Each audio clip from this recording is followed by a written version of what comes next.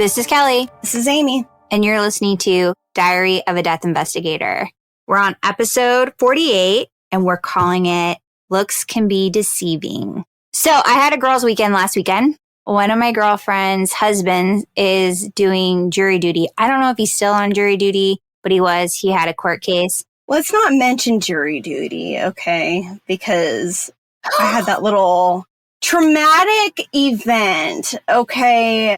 All I was going to say is his name's Brian. Hi, Brian. He says he wants to talk about the case with us afterwards, once it's all over, to get our opinion on it. But his jury duty story isn't as good as your jury duty story. Yeah. That should be an episode where we call You Should Have Known Better.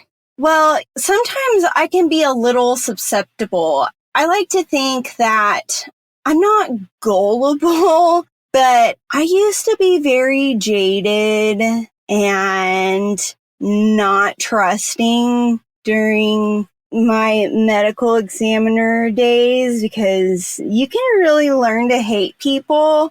And then during my teacher era, you got to learn to like people a little bit, I think. And then you forget how awful people can be. You hear about bad things happening all the time and you're like, oh, this won't happen to me. I think we've talked about how I'm looking for a new job and it's in the field of forensics. Again, I'm going through the interview process and all this stuff. This last Monday, I'm like, oh, I'm not feeling so great. I'm going to lay down for a little bit. And I never answer my phone anyways. I hate talking on the phone. I will rarely answer the phone unless I absolutely have to. And I figure if it's important, they'll leave a message. So I see that it says no caller ID. And I was expecting a call from the current people that I've been awaiting to hear from about this job. And so I was like, oh, I bet it's them. I've been waiting for them to contact me, right?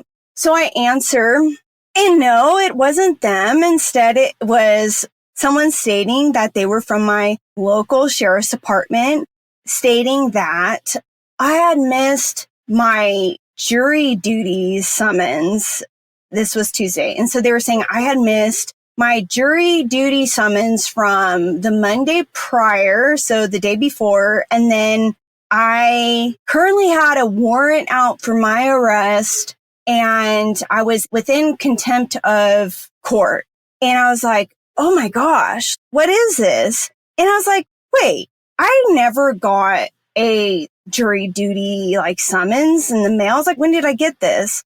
And they're like, March 25th. And I was like, oh, that's an exact date. I was like, I'm pretty sure I would have remembered getting this. But then again, I throw a lot of my mail away and I get a lot of junk mail. Sometimes, your mail, people will shove stuff in between things in advertisements. And I'm just throw it away.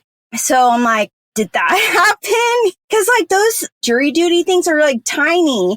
So I'm like, there's no way. There's no way. I've been irresponsible before. That's not on the level of Amy irresponsibility. There's gauges of my irresponsibility levels, right? And that's not one of them. I would not have done that. And it's summer, so I'm off. I would have gone. I'm like, holy crap, what do I need to do? And they're like, we need you to come down to the courthouse right now. And it's 3:30 or 3:45. I'm like, the courthouse is about to be closed at 4. I know how the courthouse works. Surely they're not going to wait for just me to get there.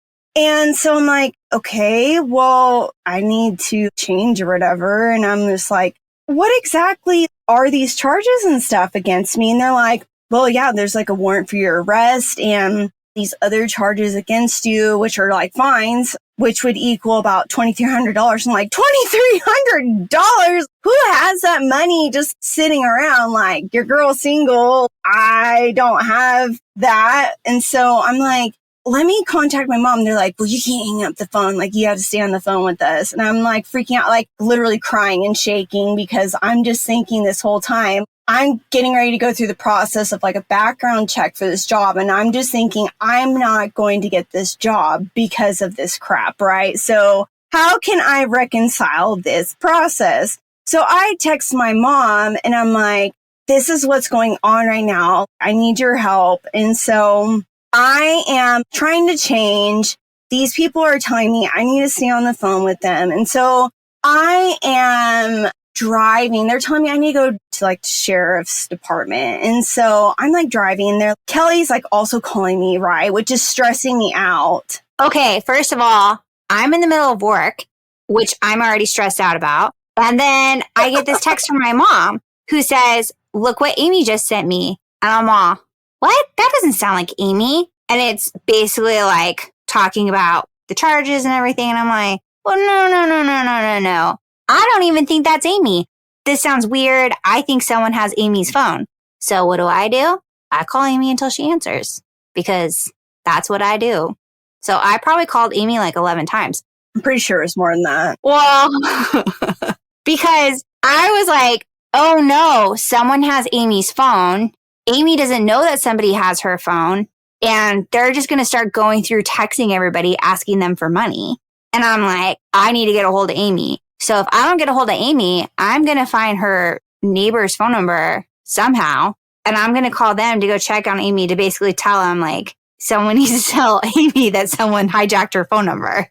It was 10 times that you called me because the reason why I called you back was when I was driving, these people started to get annoyed with me. This is where they messed up. They said, well, you need to drive to the bank. And I was like, I don't need to drive to the bank. I will pay this in person at the sheriff's office. And they're like, you need to go to the bank. I was like, I'm not going to the bank. They're like, well, we need to stop this process now. And I was like, why? And they said, I forgot what exactly how they worded it. And they're like, well, deputies are on their way to your house now. I was like, well, why would I go home to be arrested? Like, that's stupid.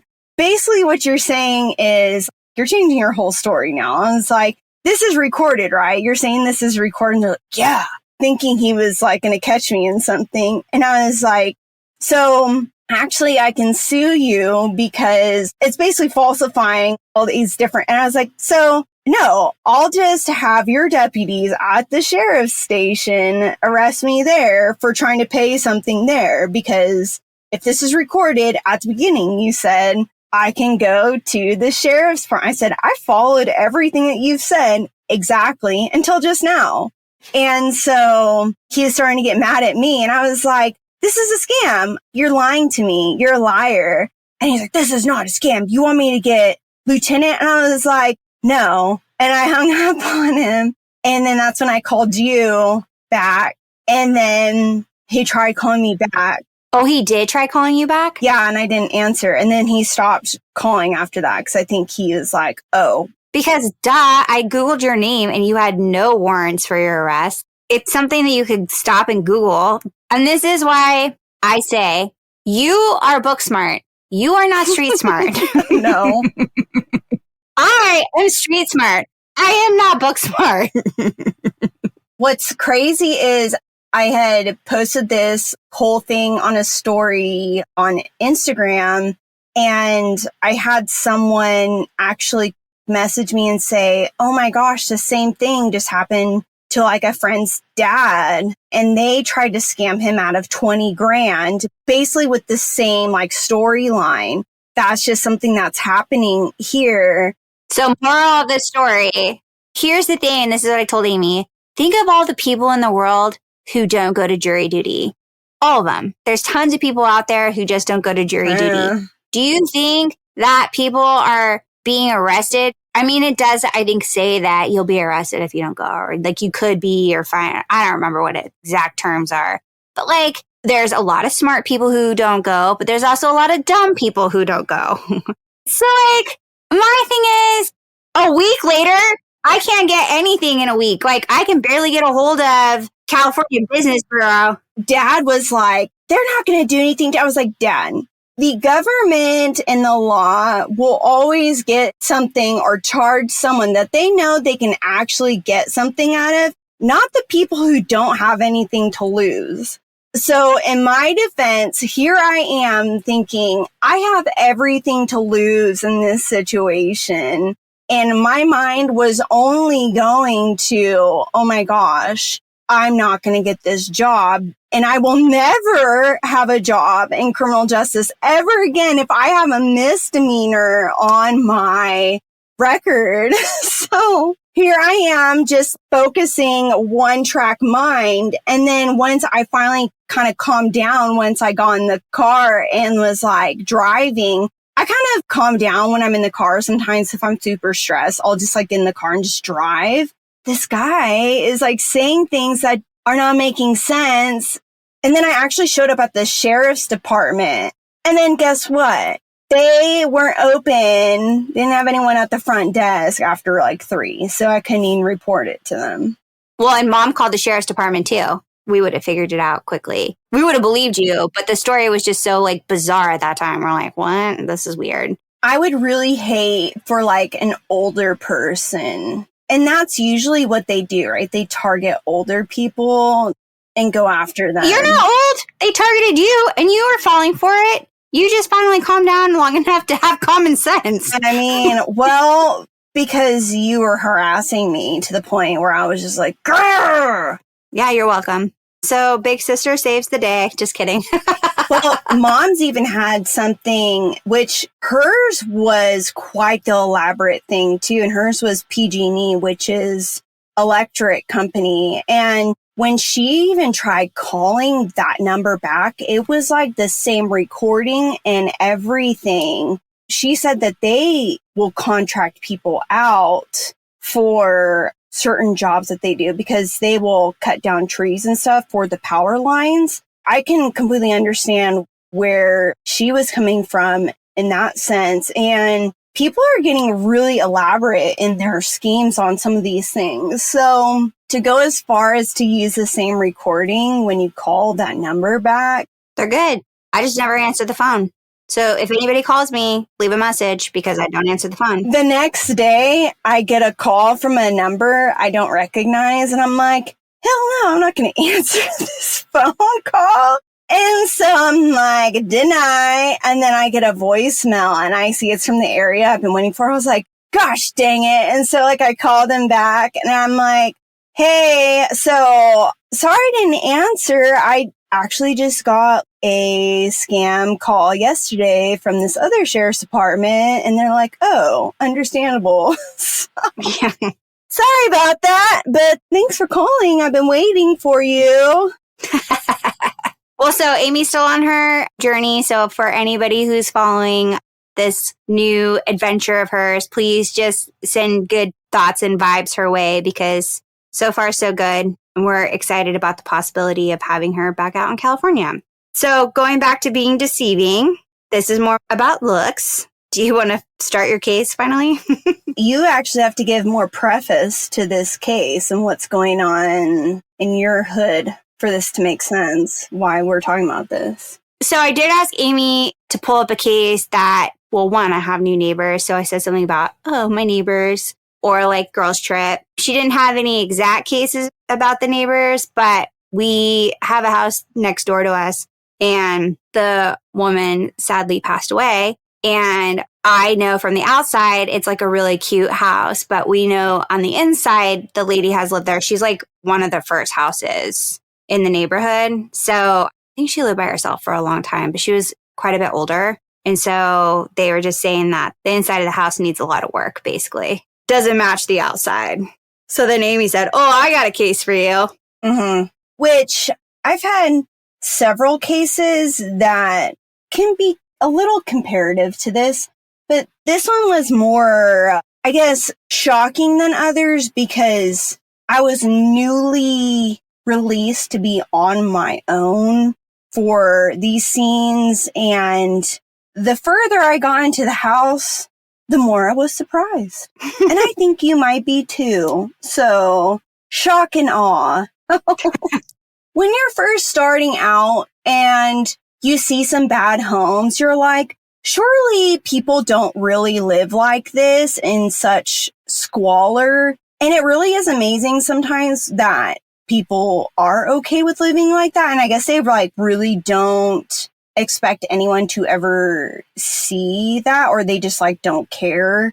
I don't know like the reasonings, because some of these places are really bad. And like when I say hoarders, it's not just hoarding, it's just straight up trash. We get a call to this house and it's in a really nice neighborhood. It's a house that was left to a daughter from the parents that I believe they actually were deceased. And the daughter is an adult. She's like in her 30s, and the neighbors around her don't really know her, but they knew the parents really well. And when you get to the house, the brother was outside, and I believe it was his sister-in-law that was out there too. They were the ones that actually performed the welfare check, so that's how she was even found in the first place. But the neighbors knew nothing about her. She was never outside of the home. But you pull up to the house. This sounds really bad because you get into a nice neighborhood and you're just like, oh, thank goodness. You know, you're just thinking like, oh, it's going to be a nice, clean house. This is going to be easy breezy. I'm just going to get in there and it's going to be nice. And so it's dark outside and there's like those little lights that are outside in like the front little like garden area. It's really pretty, well manicured. The lawn and stuff is kept up nice. And it's like a nice little brick house and the whole neighborhood is the same. And so, like I said, the outside looked nice. I asked the brother if she has any medical history, and he's just like, I don't really know. We don't really talk to her much. We don't really keep up with her. The only reason why we came to perform this welfare check was because we just hadn't heard from her in a while. So we decided to come over and check on her. So, okay, I guess we'll just go in and check on her. I was not prepared for what was inside. I literally opened the door. Was the door unlocked? The brother unlocked it and there was an officer there. I took one look inside and was like, ugh, I'm going to have to get booties to put over my boots because I can't even walk inside to this. So I put on booties to walk inside, and I literally have nowhere to put my backpack because the floor is littered with trash. And the trash is like McDonald's wrappers, literal McDonald's cheeseburgers that aren't even completely eaten. So they look the same. They do. They don't even like mold. It's weird. It's just like they just sit there and they just like harden. There are like boxes, just stacks of her medication. And so she wasn't taking the medication. What medication was it? She had sleep apnea, which I'm going to get to here in a second.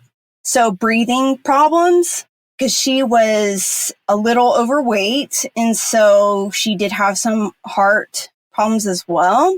But the amount of medication, when I say boxes, they're large, like what you would use for moving. I don't know what you would say, like 15 by 15. They're huge. They're all full of medications. And I'm going through these and they're all hers and they're all full. And it's just like she got these medication bottles and she was just like putting them in these boxes. And they're all in the kitchen. And the kitchen is literally just full of trash.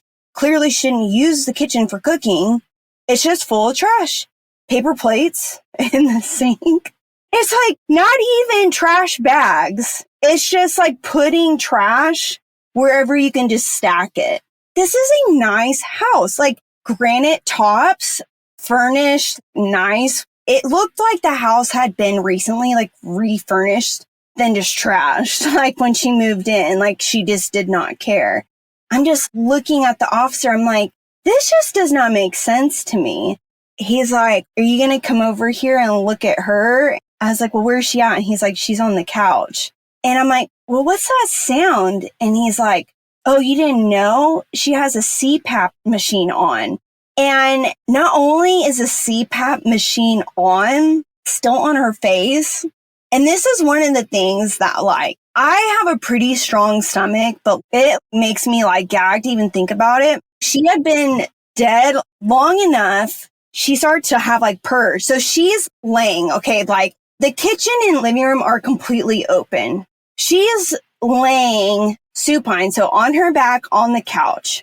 The couch is probably the only space that was clear enough for her to even lay on in the entire house. That's where she decided she slept. Like, that's where her blanket and her pillow was. And her CPAP machine, like the motor, is on the ground. And then it has a tube that runs from the machine. Amy's having such a hard time telling me the story. You could tell she's trying not to gag as she tells it. Yeah, distill the memory of the sound, right? The tube runs from the machine on the ground up to the mask on her face, and it's like strapped around the back of her head. Every so often you hear this, and you just see this like dark chunk being sucked out of her mouth and like down the tube. And I'm just trying so hard not to like throw up because it's like literally sucking the purge out of her body down into this machine. And I'm just in total disgust of this because I have never seen this. How long does it take for a body to purge? So there again, it's just the process of decomposition. In that situation, what do you think? Because she was in the house. I'm sure it wasn't like the air was probably running, whatever, right? It wasn't like it was turned off. So do you think she had been there like a couple of days, not a week? It was probably like a day. Oh. So when they said they hadn't heard from her in a while, like, that's kind of weird. They're used to talking to her. I think she was supposed to like show up for like a job. Oh. So I decided to take care of this and just turn off the machine. So I'm like, okay, well, at least that's not coming out of her body anymore and grossing us out. It's just me and this officer, and he's young too. I knew him from school. We're just like both here, like just disgusted. I've like taken this off her face, and then it's just like, when you pull this off her face, it's just like crusted around the mouthpiece. Oh, yeah. So then you have this film of dried, purgy red crust on her face. And I'm just like, oh. Like, I thought the purge being sucked out of her face was gross, but then it's just like, ugh. And the moisture just, and the smell, all of it was just all gross. CPAP machines just shouldn't be a thing, just in general. I just think the whole idea is just disgusting. Okay, but I don't know much about CPAPs, but when it's sucking this out, isn't it clogging it if it's been sucking for a long time and not sucking the purge out? That's a long time for that to be on anyways. So technically CPAP machines are just to help someone get oxygen while they're sleeping. It's just, oh. I mean, there's a lot of things that could, I guess, happened in that situation. Yes, it just wasn't good. There was no trauma to the body. I didn't see anything that looked weird. It literally just looked like she passed in her sleep. So I'm walking around the couch trying to take pictures, and I step on something and like literally roll my ankle. And I'm like, what the heck did I just step on? And I look down and it's a strap on. Why do you have this in your living room on the floor? Gross. Why? Not only that, Kelly, because of all the disgusting trash and everything else, there were mice running around everywhere. Oh, I was going to ask you that because that's all I envision is like mice. She didn't have a cat. So yeah, there's mice and mouse droppings. So I'm like, you just have this thing sitting on the floor where there's mice and everything else running across it. So gross. So I continue to go about my business and check the rest of the house because I'm waiting for my transport. And I'm like, I have to take all this medication so I can get rid of it because that's what we have to do. We have to properly dispose of all this medication because it's my problem. So I'm going through the rest of the house, and like these people, like the parents, they have like really nice things. Like they had these cameras with really expensive camera lenses, like all these things. I can't believe the state of what the house was in for her to have let it get that way with just looking at what was in there, And like I said, like looking at the outside, I was deceived. Because I've had some places and it's like, you look at this nice house and it's pristine when you walk in. No, I walk in to crap. So I decide to check the bedrooms and the bathrooms to make sure that I didn't miss any medications. Well, it only gets weirder. The first door on the left, there's like this belt hanging from the top of the door with another dildo strapped on to the doorknob. And I'm like, I don't want to see this. And I'm like, I don't even want to touch this to get into this room. So I like use something to like knock it off the door so I can actually open the door to go in there. Oh, it was on the outside of the door? Yeah, on the door handle. I do that to get, and it's like bright pink. So I'm like, why? I get in there, do that stuff, nothing else weird in that room. Is it clean or is it hoardy? Oh no, the whole place is disgusting. I get down to the master bedroom because I'm thinking, why doesn't she sleep in the master bedroom?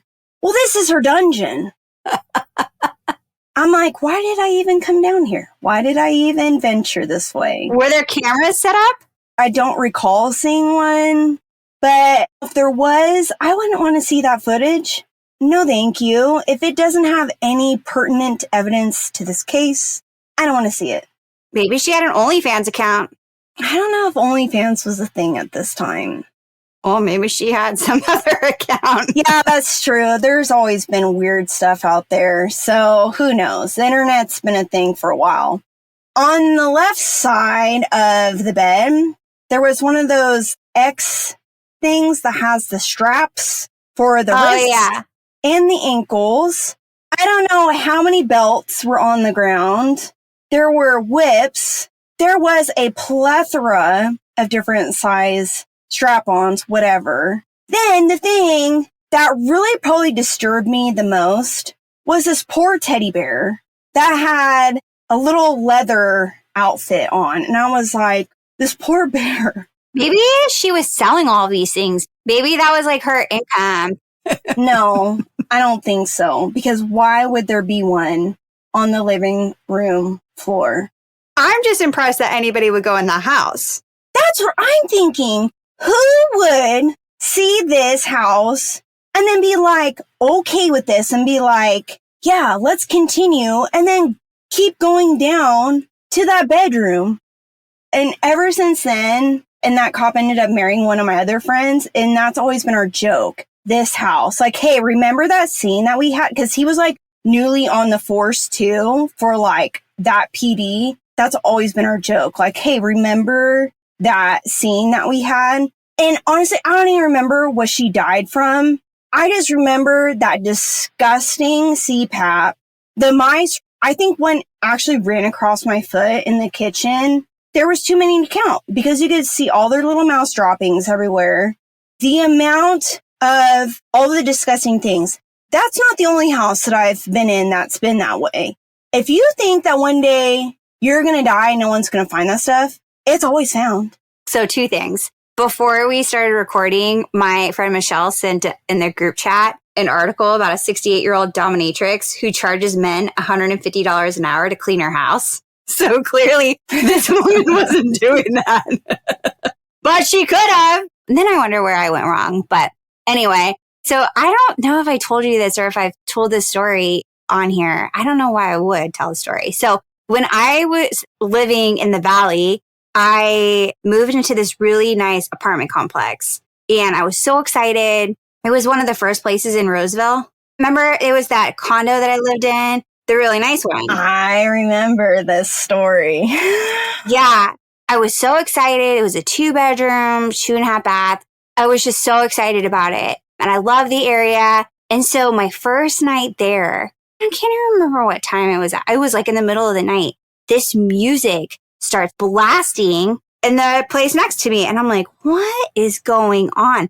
I got up because it was right where my headboard was to my bed. And I like started banging on the wall. Never was quiet. The next day, I think I went to go knock on the door. And I actually don't even know. I think I did knock on the door. There was like nails all in the front door. It was like the weirdest thing. I don't know how I didn't notice it. Probably because I was going in and out of the garage. So I went and finally filed a complaint against her because I think it happened several nights in a row. One night, okay, but like 2 or 3 nights. So I went and filed a complaint. And I think I even saw them outside and they were like, oh, sorry, whatever. Obviously, it didn't stop. So I went in to talk to the apartment complex, like the management, and they were like, oh, no, she's moving out. I don't know if it was like the new neighbors that came in and told me they had to like redo the place. Basically, she was like, had a dungeon as well with like a camera, had all kinds of things going on. And I was like, oh my gosh. So similar situation. I don't know if she was a hoarder or not, but like it was weird. It was just even weird for the area because it's a pretty conservative area just in general because it's like a small community. And for that to happen, I'm just like, what? It was so weird. But like, you know, I'm just not surprised anymore. Anyways, that's a funny story.